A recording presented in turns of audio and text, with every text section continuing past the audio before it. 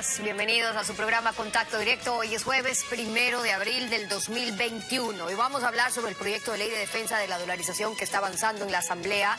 El Banco Central, caja chica o custodio de los recursos de los depositantes. Lo vamos a revisar con Patricio Donoso, el vicepresidente de la Asamblea y de la Comisión del Régimen Económico, que es la encargada del trámite de este proyecto. Lenin, buen día, ¿cómo te va?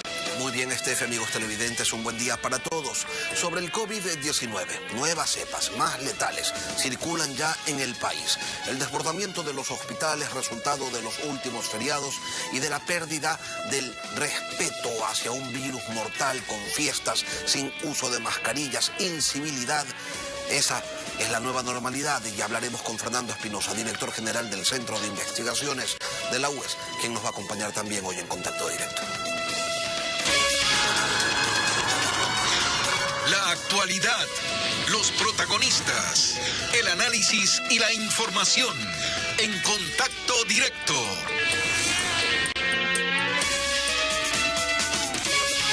A la tercera, el CAL ha calificado el proyecto de ley de defensa de la dolarización, lo ha remitido ya a la Comisión del Régimen Económico para que la Asamblea pueda tratarlo. Hoy nos acompaña Patricio Donoso, miembro de esa comisión y del CAL. Bienvenido a Contacto Directo. Muchas gracias por la invitación, Stephanie. Un gusto estar aquí en Ecoavisa y, por supuesto, hablar de un tema que es muy importante para el país entero. Buenos días también. Empecemos por ahí, porque en 2020 la dolarización fue creada para que el Estado no pague las quiebras de los bancos ni las deudas de grupos económicos. Hablamos del 2000. El Central dejó de ser emisor de moneda, adoptó como moneda el dólar y hoy en el país, digamos que hay un consenso, todos quieren el dólar y eso significa que desconfían de los políticos o de los administradores que manejaban una moneda local en su momento. Por eso, esta ley lo que debe es proteger, fortalecer la dolarización. ¿En qué medida creen que lo logran? Esa lectura es la correcta, Stephanie. Hay que defender al dólar, hay que defender la dolarización, hay que precautelar la economía, sobre todo de la gente pobre, que con el dólar, que es más popular que nada y que nadie, pueda, por ejemplo, endeudarse, comprar una cocineta y saber cuánto va a pagar. Y no lo que sucede en Venezuela, donde cada día el dinero, si es que lo tiene un ciudadano, vale la mitad, con una devaluación del 35.000%. Lo que queremos es evitar que se den esos procesos inflacionarios dependiendo a la dolarización. Y segundo, darle al Banco Central la autonomía necesaria para que no tenga que obedecerle a cualquier gobierno de turno que le pida prestado plata que no es del gobierno, que se tome plata que no es. Debo decir a la opinión pública con absoluta claridad que el proyecto es bueno, hay que mejorarlo, por supuesto, y no lo tratamos simplemente porque el Fondo Monetario Internacional lo ha planteado, sino porque el Ecuador necesita tener la credibilidad necesaria para que baje el riesgo país, el costo del dinero sea menor, venga la inversión extranjera y se crean y generen nuevas plazas de trabajo y empleo. Ese dinero que está en el Banco Central, Stephanie, si me permite, es dinero de los privados, de los que tienen sus depósitos en la banca privada, en las cooperativas, escúcheseme bien, en las cooperativas. Es dinero de los gobiernos autónomos descentralizados, los municipios, las prefecturas provinciales. Incluso es dinero de los jubilados y de los afiliados a la seguridad social. Por tanto, no podemos permitir que a futuro exista esa arca abierta donde cualquier gobierno se tome ese dinero, le entregue papelitos que no valen nada y no devuelva, porque así corre serio riesgo la dolarización. ¿Cuánto de eso se está logrando proteger en el proyecto o no? Y además con algunos antecedentes que vale la pena recordar, porque el esquema de dolarización que estuvo vigente desde el año 2000 hasta el año 2008 le obligaba al Banco Central a ser custodio de los depósitos que garantizaban a los prestamistas de última instancia, o sea, en el sector financiero privado a los accionistas de los bancos o sus bienes. Pero en el 2014 dictaron el Código Financiero y Monetario y ahí se suprimió esta condición, que era esencial de la dolarización, y además se cerró prácticamente el colapso bancario cuando eliminaron lo que el gobierno le debía al Banco Central porque se lo había prestado a los banqueros. ¿Por qué esos temas no se logran corregir en esta ley?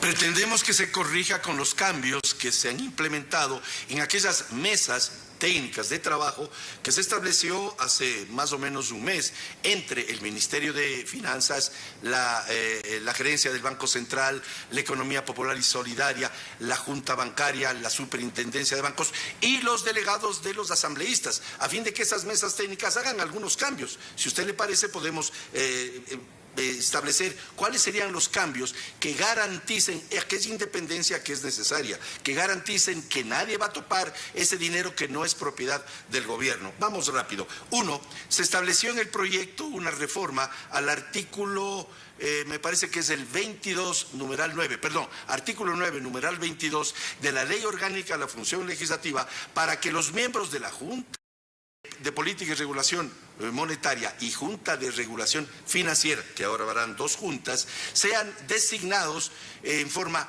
técnica, gente que no tenga nada que ver con los partidos políticos, que tengan cuarto grado de preparación académica y que tengan evidentemente experiencia en temas económicos. Con esa implementación en cuanto al nombramiento y posesión e inclusive remoción de aquellos miembros a través de la Ley Orgánica de la Función Legislativa, más la división de las dos juntas, hará que la una emita las políticas y la otra las implemente. Con eso logramos independencia. Hay que mejorar el proyecto sin duda, pero debemos evitar ese bocadito que algunos gobiernos, por ejemplo el anterior, lo hizo con los dólares del Banco Central, que, repito, no son propiedad del gobierno. ¿Cómo logró hacerlo también? En el proyecto se establece los 4 balances del Banco Central. Esos balances que se adoptaron desde que el Ecuador se dolarizó fueron eliminados en el gobierno de Correa, si hablamos de ese 2014, y servían más bien para transparentar la disponibilidad de los fondos, de los sectores que tenían sus depósitos en el Banco Central. Cuando estamos hablando de fondos que le pertenecen a la banca privada, al IES, a los GATS, a las empresas públicas. ¿Por qué hoy es necesario restablecerlo como se logra en el proyecto? Porque con ello lograremos custodiar el 30% de aquel fondo que es la reserva de liquidez. ¿Qué es esa reserva de liquidez, Stephanie? Es la plata de los depositantes, no de los dueños de los bancos. Ojo, el 30% es reserva de liquidez de los 7 millones de ecuatorianos que tienen cuentas de ahorros en la banca privada y en las cooperativas, en las mutualistas, de tal manera que esa es la razón de ese cambio, que es necesario implementarlo para que a nadie se le ocurra tomarse ese dinero. Segundo, ese blindaje hace que a nadie se le va a ocurrir emitir una cuarentena del dólar, increíble pero cierto, cuarentena del dólar. ¿Qué significa eso? Confiscación. Ojo, hay que tener cuidado en el manejo porque debemos ser un país serio para que venga la inversión extranjera, para que genere nuevos emprendimientos, nuevas plazas de trabajo. Stephanie, hay que tener buenas relación con el Fondo Monetario Internacional, con los multilaterales de crédito, Banco Mundial, Corporación Andina de Fomento. Hay que hacer los deberes de forma tal que el Ecuador pueda bajar el riesgo país. Me explico en 30 segundos el riesgo país. El riesgo país actualmente del Ecuador es de 1.300 puntos, vale decir 13% más de encarecimiento del costo del dinero. 1.300 puntos, 13%. Colombia, Perú tienen apenas 100, 120 puntos de riesgo país y por eso es que ellos tienen o recetan mayor inversión extranjera, mayor generación de fuentes de trabajo y empleo. Por tanto, el riesgo país solo se baja siendo un país serio, evitando que se tomen ese dinero que, repito, no es propiedad de ningún sobre gobierno. ese dinero, el candidato Arauz insiste en que lo que se quiere hacer con esta ley que está tratando la Asamblea es privatizar el Banco Central. Recordemos también lo que nos dijo. Pero todo este ruido que se está armando alrededor del Banco Central es una cortina de humo de las verdaderas intenciones que están ocurriendo mientras hablamos. Ese proyecto de ley de privatización del Banco Central, dar paso a este proyecto de ley de privatización del Banco Central, que lo único que quiere es quitar la gobernabilidad democrática de una institución pública que está dispuesta en la Constitución para que los banqueros quieran seguir gobernando nuestro país a partir del Banco Central. Cuando recuperemos el Estado, cuando tengamos el Banco Central en manos del pueblo ecuatoriano, vamos a reestructurar las deudas de los negocios y familias ecuatorianas. Vamos por partes. Cuando habla de recuperar el Estado, cuando tengamos, dice, el Banco Central en manos del pueblo ecuatoriano, Ese dinero es de los depositantes de la banca de los municipios del IES. ¿Por qué ha significado un riesgo el que el Banco Central lo pueda usar o tomar prestado? Porque no se lo paga, pues. Porque el gobierno se toma esa plata y no la paga. Y le hago la analogía, pasa lo mismo con el IES. Todos los regímenes se han tomado plata del Instituto Ecuatoriano de Seguridad Social, le deben multimillones de dólares, incluso no se sabe cuánto, y nunca pagan. Eso es lo que se quiere evitar. Y permítame, acabo de escuchar al señor Arauz, y voy a decir un neologismo. El Banco Central es imprivatizable.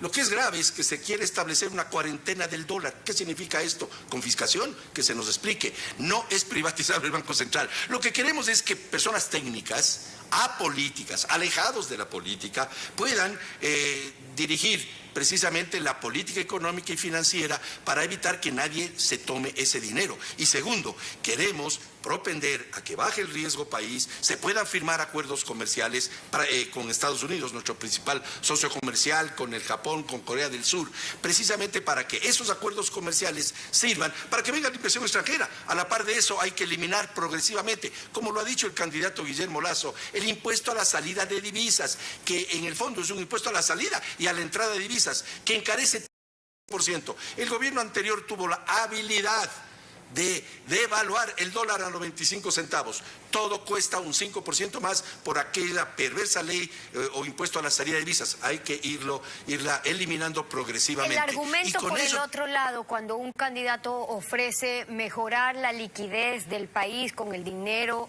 que el Banco Central toma de sus depositantes, de la banca, de las instituciones públicas, para, por ejemplo, pagar lo que les debe a los municipios, o una oferta de $1.000 a 1 millón de personas o familias en las primeras semanas de gobierno. ¿Se puede? Porque el argumento es que hay las necesidades, que hay que pagar a los GATS, a los municipios, necesidades urgentes para los que servirían mejor esas reservas.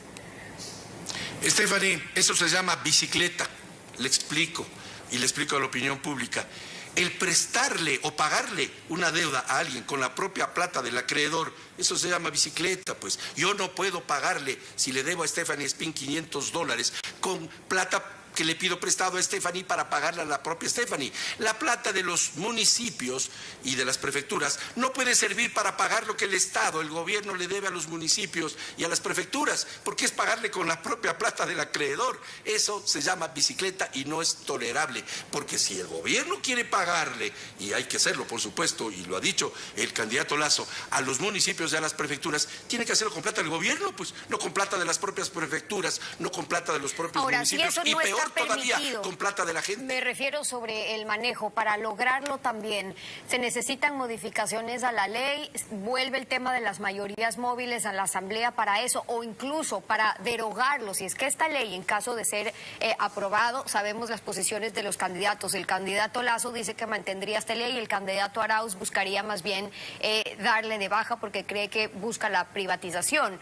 Para eso necesitarán volver a las negociaciones en la Asamblea.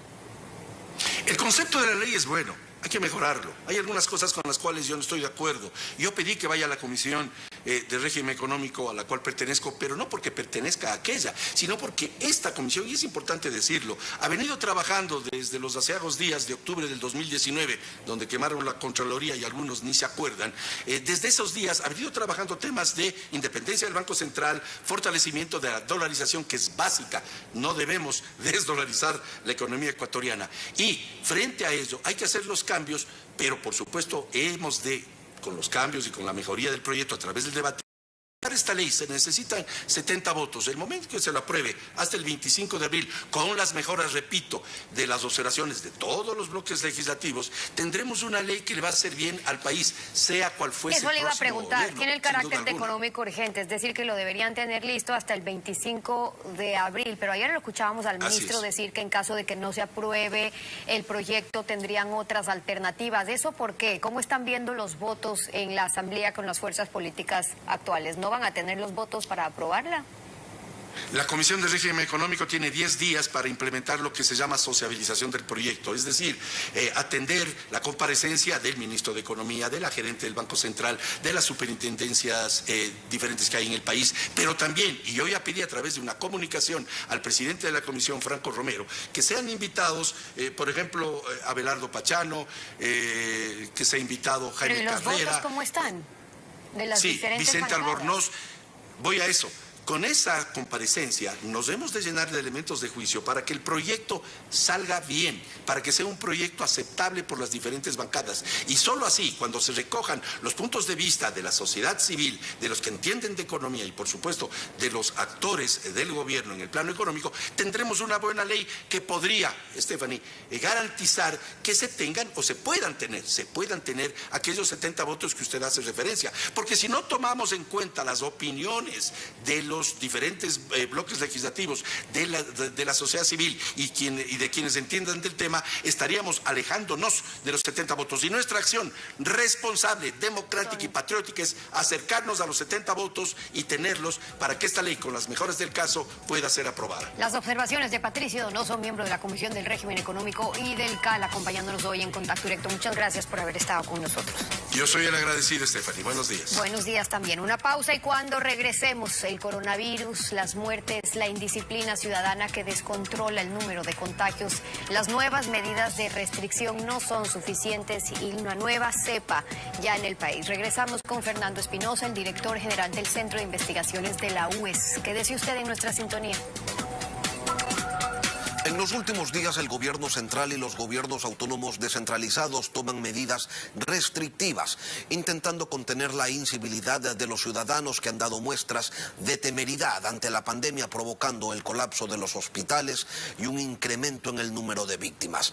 Nuevas variantes del virus se encuentran ya en el país, algunas más contagiosas, y eso, con un sistema sanitario a tope, implica que sean también más las víctimas mortales. Fernando Espinosa, director general del Centro de Investigaciones de la Universidad de Especialidades Espíritu Santo. Buenos días y bienvenido a Contacto Directo. Muy buenos días, un gusto estar con ustedes. Doctor, ¿qué implica la presencia de la cepa británica y de la cepa neoyorquina en nuestro territorio? Significa un peligro inmenso para los conciudadanos. Usted acaba de decir que hay una desobediencia civil y por lo tanto estamos culpando a la desobediencia civil el aumento tanto en pacientes en los hospitales como también de muertes. Perfecto, estamos de acuerdo en que todo lo que está pasando, entonces veamos en Guayaquil o en el Gran Guayaquil, los jóvenes han terminado clases, los jóvenes también en la universidad han terminado clases y están de vacaciones, han pasado más de 12 meses encerrados y por lo tanto quieren salir y piensan que la pandemia ha pasado. Y puede ser entonces que esa es la razón por la que más jóvenes este momento están en los hospitales. Esto tiene entonces una causa tremenda, porque el joven cuando va a terapia intensiva no se queda los mismos días que se queda una persona de 80 o de 90 años. En un caso se puede quedar 5 o 6 días y a las finales lamentablemente fallece, pero en el otro tal vez se queda 20 días antes de fallecer y esto también ocupa más las camas. Entonces son varias cosas. Luego usted tiene a una población, el 60% de la población ecuatoriana viviendo al día, o sea, el día en que no sale, no come y tampoco puede dar comida a su familia, esa persona tiene que salir y al último entonces yo pongo esa desobediencia civil en la que armamos fiestas irresponsablemente. O entonces vamos al supermercado con 4 hijos o van 2 personas de 80 años a hacer las compras. Yo creo que hay un conjunto que hay que observar muy cuidadosamente para ver cómo llegamos. Pero aparte de eso, mi preocupación ya técnica y científicamente es que hay 2 variantes comunitarias en la población. La variante inglesa que está desde diciembre con nosotros y la variante de Nueva York. Nosotros ya la identificamos en fines de enero. Estas 2 variantes, como usted ya lo dijo, uno tiene una mayor transmisibilidad. Puede ser 30, 40, 60% más de transmisibilidad y al mismo tiempo tiene una mayor mortalidad. Cuando apareció la variante en Inglaterra se dijo que tal vez la mortalidad no sea mayor. Los últimos informes de la OMS dicen que lamentablemente la mortalidad es mayor. Así Doctor, que tenemos una bomba de tiempo. en Colombia ya está la cepa brasileña y vemos en las noticias cómo Brasil se acerca a las 4.000 muertes diarias por COVID-19. Ante ese nuevo riesgo, ¿se está tomando algún tipo de medida? Panamá, por ejemplo, resolvió no permitir el ingreso de nadie que haya estado los últimos 15 días antes de su arribo en territorio sudamericano. Aquí, ¿qué estamos haciendo? Es muy tarde para tomar cualquier decisión de ese tipo, Lenin. Guayaquil se ha movido, el 75% de Guayaquil se mueve desde diciembre. Y la cantidad de gente que ha salido del país y que entra a Guayaquil es inmensa. Son miles de ciudadanos que han salido y que han entrado. La cepa de Manaos ya está en Bogotá desde hace 3 semanas. Está causando un inmenso estrago en Chile. Mire lo que está pasando en Chile. Y lógicamente ya San Paulo es increíble como la ciudad que teóricamente tiene la mejor tecnología en América del Sur esté pasando. Eso es producto de la cepa de Manaos. Nosotros no sabemos si la cepa de Manaos está aquí, sencillamente porque no hacemos la cantidad suficiente de esto, lo que yo llamo entonces un control genético epidemiológico del virus. Nosotros estamos haciendo desde noviembre en la Universidad de Espíritu Santo, corremos entonces 24, 44 virus, de RNA de virus para detectar.